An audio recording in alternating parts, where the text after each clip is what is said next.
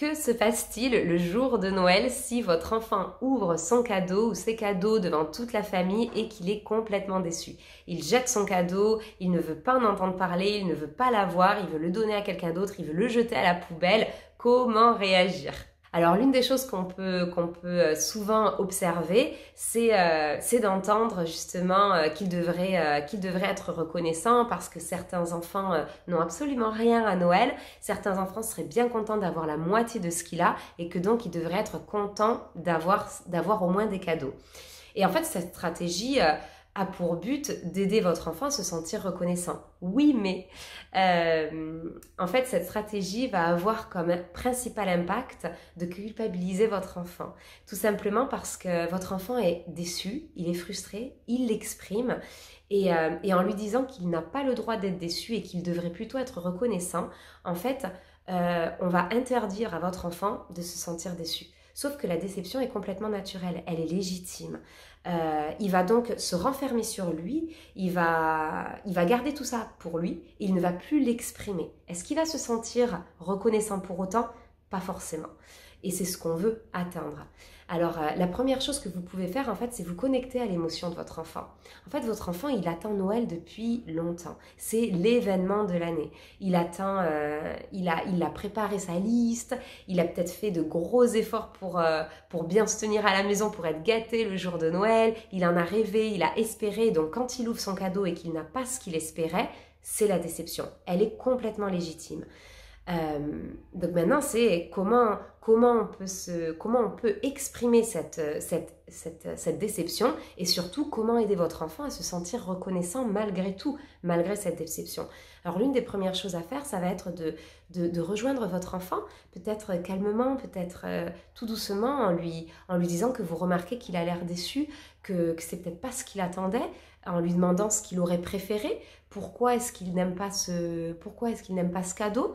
En aidant justement, en vous connectant comme ça à votre enfant, vous allez lui permettre de ne pas laisser s'accumuler la frustration parce qu'il va se sentir écouté, il va se sentir validé. Donc dans un premier temps, ça va être juste de vous connecter à son émotion.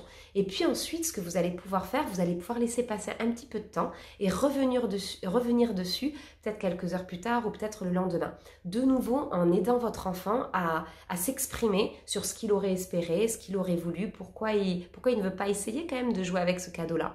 Et une fois que tout ça a été exprimé, une fois que la déception est sortie, alors c'est à ce moment-là que vous allez pouvoir aider votre enfant à se connecter à l'émotion, à se connecter à ce qu'il y a au-delà du cadeau, à l'émotion qu'a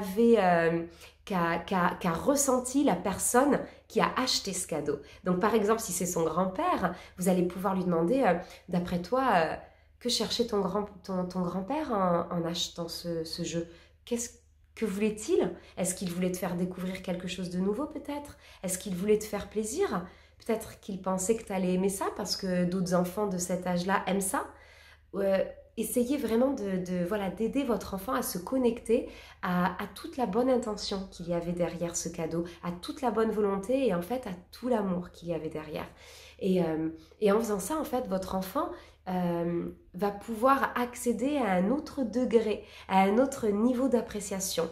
Peut-être qu'il n'aime pas son cadeau, mais en tout cas, il pourra se sentir reconnaissant de voir que quelqu'un a essayé de lui faire plaisir, d'imaginer son grand-père aller dans un magasin et choisir quelque chose en espérant faire plaisir. Et c'est à ce moment-là qu'on peut atteindre le sentiment de gratitude. Et à ce moment-là, vous allez pouvoir peut-être aider votre enfant à revenir vers son grand-père ou peut-être vers le Père Noël s'il croit encore au Père Noël, pour dire merci. Merci d'avoir essayé de me faire plaisir.